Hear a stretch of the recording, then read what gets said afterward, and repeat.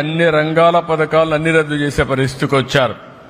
అంటే ఏదో ఒక 24,000 రూపాయలు మీకు ఇస్తే దాంతోనే మీ జీవితాలు బాగుపడిపోతాయని పెన్షన్ 3,000 ఇస్తున్నాం, ఇప్పుడు 4,000 ఇస్తున్నాం, కానీ నెలకు 2,000 ఇస్తే మీ జీవితాలు మారిపోతాయనుకోవడం ఏ విధంగా సబబోమని ఒక్కసారి ఆలోచించుకోవాల్సిన అవసరం ఉంది.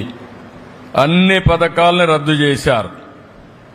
అదే మరిగా సొంత మగ్గం ఉంటేనే చేనేత నేస్తామన్నారు.